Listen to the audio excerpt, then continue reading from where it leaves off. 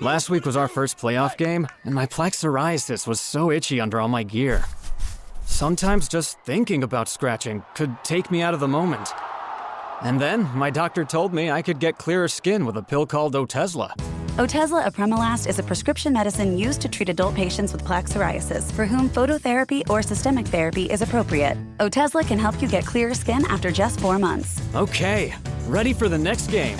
Talking to my doctor about a pill was a total game changer. Don't use Otezla if you're allergic to it. Get medical help right away if you have trouble breathing or swallowing, swelling of the face, lips, tongue, throat, or arms. Severe diarrhea, nausea or vomiting, depression, suicidal thoughts, or weight loss can happen. Tell your doctor if any of these occur and if you have a history of depression or suicidal thoughts.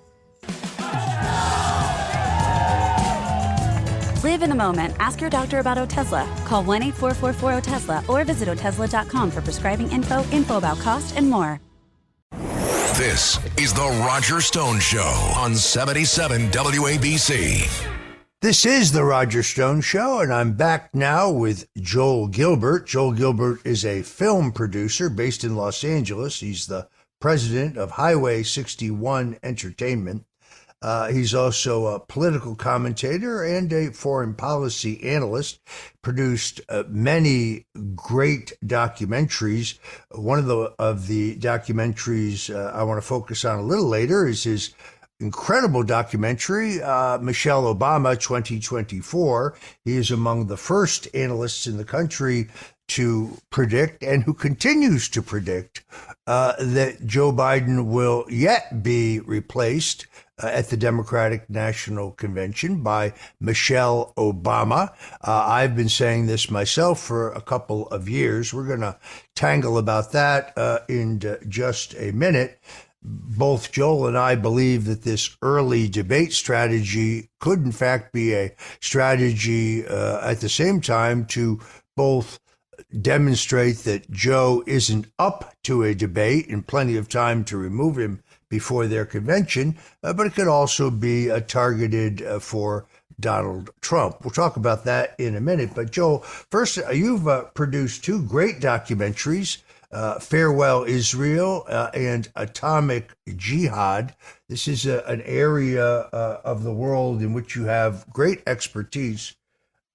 How do you feel about the double war that the Obama administration seems to be running? In other words, Israel is our traditional friend. They are our longtime ally. They're the only true democracy in the region.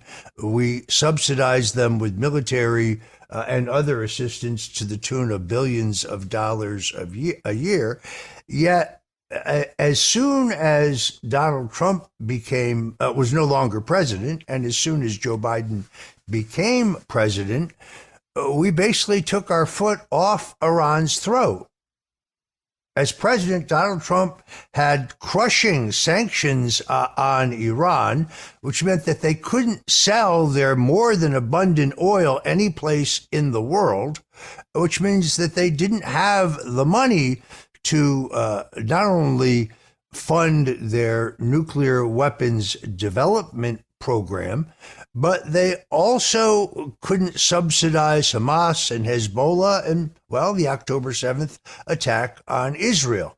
Once we went back to the Obama foreign policy schematic of elevating Iran within the region as some kind of counterbalance to Israel, just at a time that Israel is on the cusp of making a historic agreement with Saudi Arabia, just at a time that Israel is developing further a peaceful relationship with the Saudis, with the Jordanians, with the Egyptians, Joe Biden finances essentially the October 7th attack on Israel.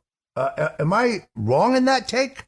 You laid it out pretty good, and it goes back to the fact that Barack Obama had a natural hostility toward Israel. He's the one that ignited the Arab Spring by embracing Islamist groups like the Muslim Brotherhood. And it goes back to the ideology of the far-left socialists. Both far-left socialists and Islamists look at Western democracy and the free market system as a threat to them. So the far left socialists are natural allies of the Islamists in the Middle East. That's where the hostility toward Israel comes from. When Biden, of course, initially wanted to support Israel, but his base pretty much rallied up against him, and then we saw that leading to, instead of Israel wiping out Hamas in 2 weeks, which they could have done, don't forget they defeated Egypt and Syria in 6 days back in 1967. They could have finished off Hamas in 2 weeks. But it's all been the interference of the Biden administration. Let's negotiate, don't go into Rafah, don't do this, watch out for civilians, such that this thing has lasted 6 months. And I think it's encouraged Hezbollah and Iran and others to join the fracas, with it leading up to Biden actually withholding arms from the Israeli government. I think the Biden administration with Hamas, Egypt, Jordan, and others are scheming to topple the Netanyahu government so they can usher in a Palestinian state, which Gaza was a Palestinian state for the past 15 years anyway.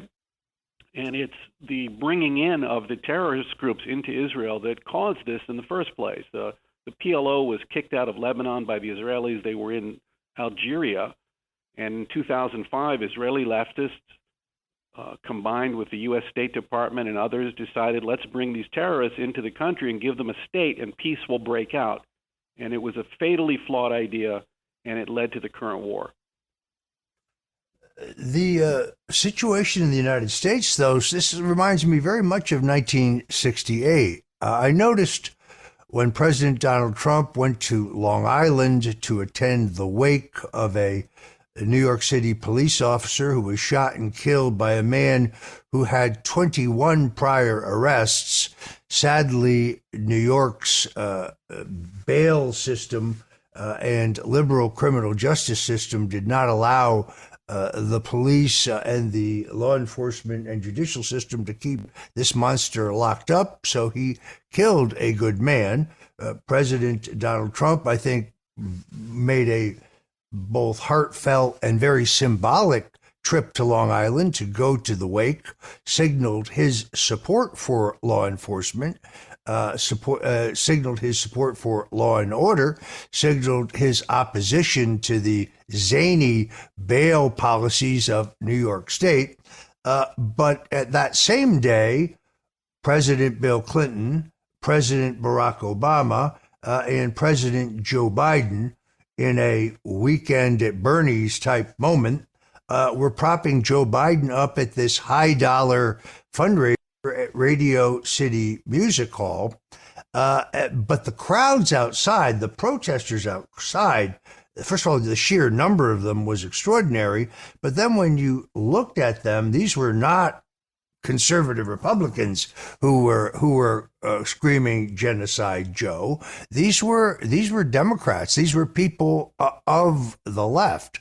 And I think you may have here the kind of split in the Democratic Party that you had in 1968 over the war in Vietnam.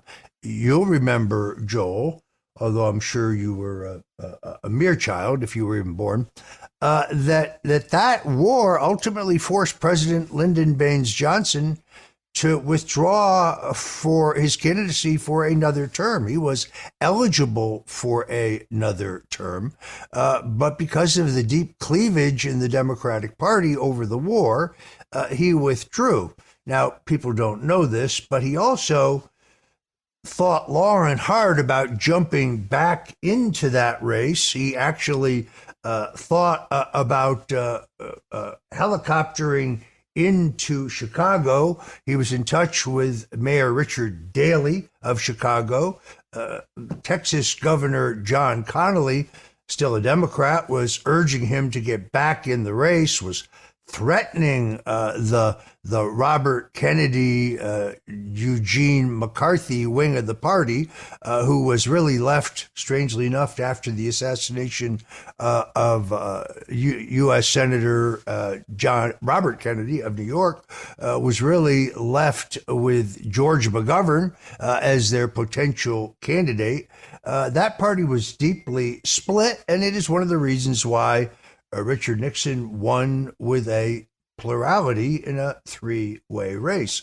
Don't you think it is possible now, as Joe Biden seeks to please both sides in the Middle East, that the Democratic Party could have the same kind of cleavage, particularly if he is their nominee?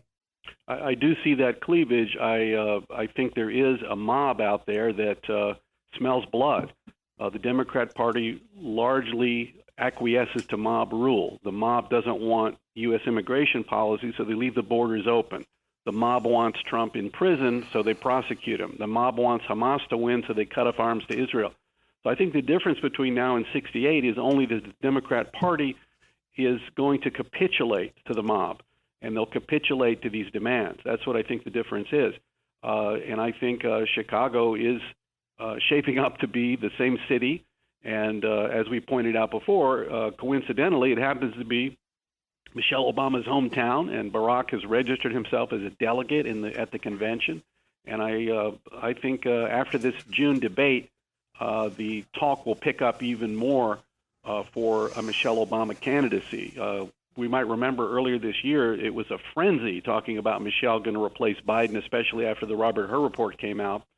And then I wrote an article in the New York Post explaining how political Michelle was. And the next day, NBC News quoted a mysterious unnamed staffer working for Michelle who said she would not be running, though Michelle said nothing and tweeted nothing. So I think it's going to heat up again. Well, you and I have talked about this at great length. You have a terrific book and documentary on this. Your documentary, Michelle Obama 2024, really does lay it out, because Michelle Obama, as you, I think, demonstrate, not the person you think she is, not non-political, as she insists, doesn't hate politics, as she insists.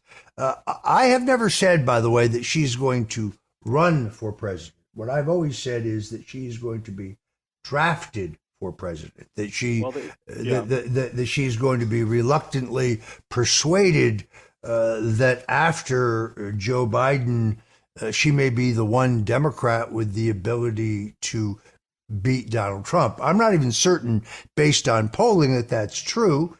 Looking at early polling, she trails Trump in almost every poll I have seen. But I also think the fact that she's not a candidate and she's not perceived as a candidate may be damaging her when these polls are taken. Maybe I would agree that would affect the polls. Look, a very interesting statistic came out this week. Joe Biden had to release his financial disclosures, and it showed, based on his $8 million book deal, he had not sold any books.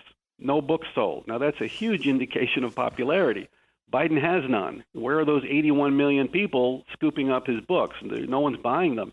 Michelle sold 21 million books. She's got 100 million social media followers. So she's by and large the most popular Democrat. She, is the most popular woman, the most popular person in America, probably. And Democrats have pretty much shown that they're done with white men. They're not interested in the white population. They've appointed blacks to the UN ambassadorship, head of Joint Chiefs of Staff, minority leader, Supreme Court. And Michelle's been pushing her When We All Vote voter registration group, pretty much imitating what Barack did before he ran for president. Barack had something called Project Vote in Chicago. So I see a lot of similarities, and I think it's going to heat up here over the summer because Biden has no support, none whatsoever. It's very interesting. You saw less than a week ago in Wildwood, New Jersey, President Donald Trump had a rally crowd of in excess of 100,000 people. I got that number by contacting the Wildwood Police Department for their assessment. They believe that that's an accurate assessment. I got beat up on X, formerly known as Twitter, because liberals have no sense of humor. So, I posted pictures of the rally, and they're impressive. I posted pictures of Woodstock and also a Rod Stewart concert. This was a joke, folks, but liberals have no sense of humor. Anyway you slice it, 100,000 people at the Jersey Shore is 100,000 people. I mean, in a 45-year career in American politics, being a veteran of 13 national Republican presidential campaigns, I've never seen a rally of 100,000 people. Now, folks say, well, the night of Obama's election in Chicago, the crowd was larger, but he was president then. That was as a result of the results of that election. But for a presidential candidate rally, I have a hard time finding a rally that certifiably was larger. We could argue about this. It's a trivia question, but Joel, is there any doubt in your mind that Joe Biden could not really gather a couple thousand people? I mean, he goes to a union hall in Philadelphia and he gets fewer than 200 folks. Look, all of Biden's campaigning, whenever they say he's on the campaign trail, he's always 5 miles from his Delaware house somewhere in Pennsylvania, Scranton, Philadelphia. It's always 5 miles from his beach retirement home. So I don't think he can campaign. And I think they realize that. The only person that can compete with Donald Trump's 100,000 rally is Michelle Obama. She can fill up stadiums. She's that popular. I went to her book tour last year where she gave a talk and people were lined up 3 hours in advance and sold out and screaming and cheering and dancing.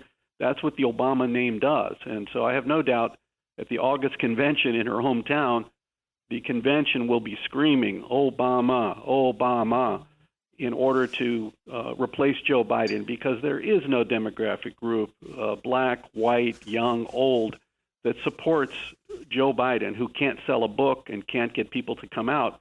And that's where the plausibility comes in, because if the ballot harvesters get Biden over the top in November with this mail-in ballot nonsense all over the country, no one's going to believe it. Everyone will say there's no way Biden won. Michelle Obama is plausible. You'd say, well, I guess she won because she's so popular. So I think there are changes coming, and certainly, as you say, Donald Trump commands a huge pop culture following across the country. Yeah, it's interesting. She would have, strangely enough, despite the fact that Joe Biden really has pursued the policies of her husband, she does have the ability to say, "Oh, I'm a clean break. I mean, I'm not responsible for the high inflation today. I'm not responsible for the high gasoline prices today. I'm not responsible for the international situation. That's Joe Biden. I would do things differently," which of course she wouldn't. But people are extraordinarily naive. Those on the right who snicker about her candidacy, who want to make jokes about her gender, I think that is an enormous mistake. I think she would be an extraordinarily formidable candidate. First of all, she could raise whatever funds are necessary. I mean, Biden is already massively outraising Donald Trump. He's an incumbent, so that is to be expected. But Trump, despite his hard work and his best efforts, will be outspent. The Republicans will be outspent. That hasn't normally been the norm. And Michelle Obama would be an even more prodigious fundraiser. But people ask me, look, how exactly could this work? Isn't it too late? No, until they bring the gavel down and declare who the nominee of the Democratic Party is, it's not too late. So the way I see this unfolding, particularly in view of this early debate. So if the early debate is indeed perhaps a trap, we've never had debates prior to nomination. That's never happened in America. We're now looking at the first debate, June 27th. If Joe Biden bombs, they now have the excuse they need to replace him. All he has to do is continue wrapping up the nomination. He's got the votes to be nominated now. He announces not that he is resigning, but that he is not seeking another term. That leaves Joe Biden with the legal authority, conceivably, to pardon his son, his brother, himself perhaps, other members of the Biden crime family, but it removes the imminent danger of him taking the entire Democratic ticket down. Unfortunately, we are out of time. I want to thank my guest, Joel Gilbert. Joel, people need to see your documentary. Tell folks where they can get it. Yeah, please go to MichelleObama24.com, MichelleObama24.com, and that'll link you up where you can live stream the film and buy the book version as well, MichelleObama24.com. All right, many thanks for documentary filmmaker Joel Gilbert for joining us today on The Roger Stone Show. Plan on flying? In order to board domestic flights, your driver's license or state-issued ID must be a real ID. Learn how to get your real ID today at tsa.gov/real ID or visit your local DMV.